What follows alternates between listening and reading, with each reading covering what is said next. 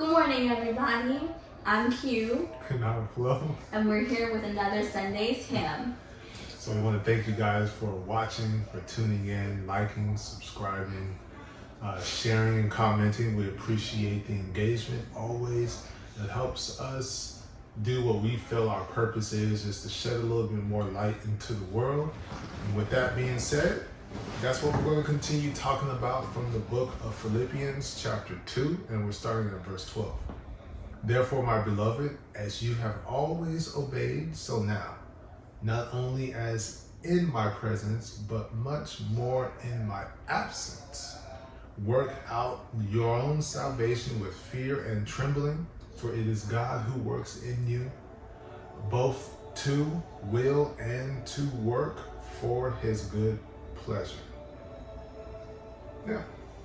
So when I looked at this, the subtitle is Lights in the World, and what he's speaking to is us. We are his beloved, we are his children, and he is the Father, and he wants us to obey his commandments, his laws, more so in his absence. Because in his absence, we have the ability to listen. Of course, we're going to listen when he's present. That's no different than us being with our parents. In their presence, we're going to do whatever it is that they say do.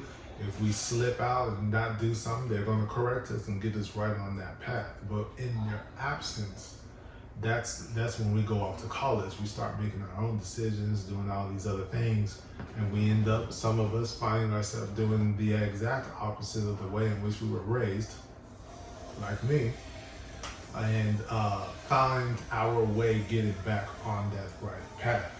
So he wants us to pay close attention to his instructions so that there is a developed trust when he turns away.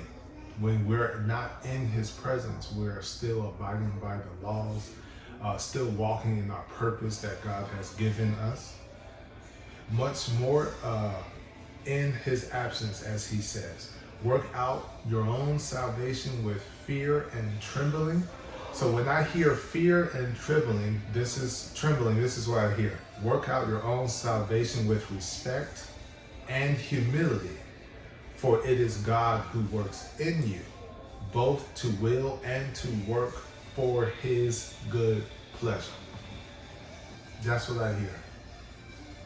Because by listening to his instructions when he's not there, that means we respect our Father, and anything that we're doing it with humility. We're not going out there being boastful, big talking like we the man in these streets. We're not. We're just people supposed to be following our Father's direction. Exactly. So, as God's beloved, what does it say?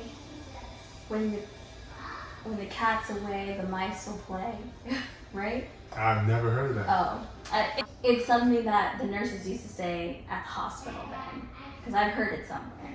But basically, whoever mom or whoever is gone, they told you to clean up. And instead of cleaning up when they told you to clean up, you waited till 5 minutes before they get home to clean up. You did what you wanted to do in the beginning. But they tried to scramble and get everything ready before they got there so you wouldn't get in trouble. Which pretty much means that your salvation was a pow-pow. Right. I mean, that's what you got. So, we've all done something to that effect. Mm-hmm. So, basically, that when I read that part, that's what I'm thinking. We have our specific times that we've carved out for God, and we're in his presence because we've been in his word, and we're praising him and worshiping him and thinking of all the good things. And so in his presence, we're going to do and be and look and act exactly how he expects us.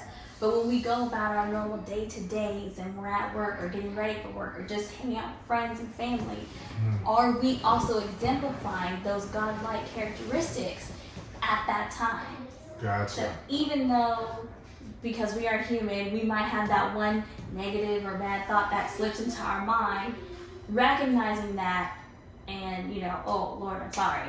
Help me to not think about that or think that way. Self-correction. Yeah, rather than continue, think about it and meditate on it and figure things out. Like, why? Instead of doing all of those things, because you know you're not supposed to, just do what you're supposed to. Are we doing that when we're not actively in our worship time, in our special space with God? So yeah, I think that's good. That's what I understand for that, because we're all works in progress. I am a work in progress. He is a work in progress. We are a work in progress, because it is that. It is me by myself, him by himself, and us together. All work in progress. And God just wants to know that the work that he's doing in you, you're taking it seriously, because that work that's being done in you, to you, will be expressed out. So you can't be a new creature in God but have the same old habits. Old and new don't go together like that. They're opposites. They don't match. What's the word with atoms? They push each other apart. There's a word for that, but I cannot think of it right now. So they push each other apart. So you can't have your old with your new. You are a new creature, therefore you will have new habits. Therefore you will exemplify the work that God has done in you by walking in the path that he has set, by walking in his will for your life. And in doing so, walking in his will and doing the works he has for you, that will praise him, that will give glory to him, you know. And really that's what we're created. We're created to glorify God, to praise God. So by doing what he asks us to do, that's basically what we're doing. Yeah. It seems so simple, yet we complicate it and make it seem so difficult. I ask you to open the can. It wouldn't be difficult to open the can, but we figure out 17 different ways to go all the way around trying to find the can opener that we found, but that's not the right one, and then we gotta clean it. Do everything but open the can. And it was just one of those pull tops. You didn't even need the can opener. You just did extra stuff. Human beings just complicate things for no reason. Yeah, and I think this scripture goes right along with what I've been seeing. A lot of cops have been pleading and giving the cry out to their fellow brothers and sisters across the nation, as far as not in my presence, but much more in my absence. So the cameras are not always on them, or sometimes they are on them, but regardless of the fact, you always have to walk with respect and humility. And regardless of whether or not cops are Christians or not, we can understand what respect and what humility means. And so I like when I'm seeing a lot of the Caucasian police officers pleading out to others, because they are the ones that have been killing the black and brown community, whether it be an accident or, as the video clearly shows, intentional. I mean, there's no way in the world that you don't understand English. Like, I can't breathe. He's complying. He's listening. Why are you busting in the wrong house with no authority and shooting up the place? You're going to expect people to defend themselves, and now innocent has died. Man just jogging, and you media and everybody creating this new image of this person in a negative light to justify why you're recording and not doing anything to help. So you're recording this happening and him getting shot. Like, that doesn't make any sense. So I just like to see that these cops are speaking out and calling to their brothers and sisters to walk in humility, walk with respect, understand what your job and what your role is to protect and serve, not to use the authority that you think that you have to circumvent your own agenda and go against people's constitutional rights and just harass and mistreat people for no reason. And then when you feel some type of way and when you are irritated, you react in a way in which a person cannot defend themselves. Like, you're the one with the weapon. Mm-hmm. They're just sitting there. So now you feel you're in danger with someone who has no weapon. Like, you have the killer in your hand. They don't. And you're threatened. It just doesn't make any sense. So I think that it's good that they're trying to push this new mentality out. One of the cops actually lost their job just for speaking out in this way. He had initial support, and then it got so viral to where he had to remove the video, and if he didn't remove the video, he has no job. So now he has no job.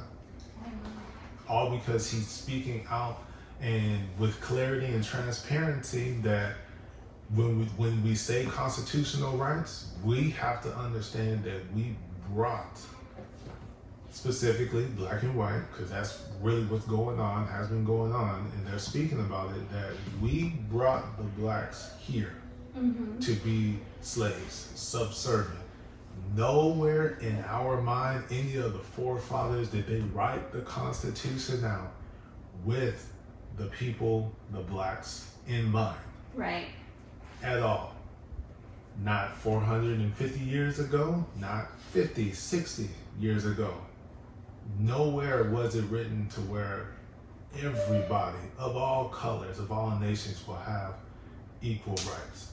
So he acts and he moves about his day with that in mind. So he doesn't have the big-headedness, have the audacity to think that he is above. Who's he? It's one of the cops. Oh, okay. That he is above all, and he can use his authority to demean and mistreat another human being. Right. He understands clear as day, black and white, but to him it's human being. I'm not going to do that. So whether the camera's on me or not, whether it's in the presence or absence of my presence, I'm going to walk and do my job with respect, with humility, with no grumbling, with no disputing, with no animosity, just with respect and to love, because I'm putting out good works. Good works will then come back to me, back to the Bible. Work out your own salvation. You're out there in the world. What you put out there, that will ultimately be your salvation. Everlasting life with God or eternal damnation.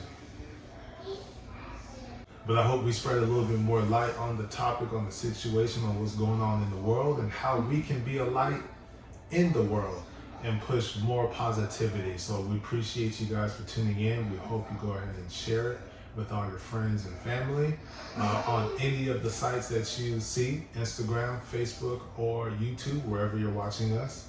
And we thank you guys for tuning in and spending some time to give him a little bit more praise. Until next week. See ya.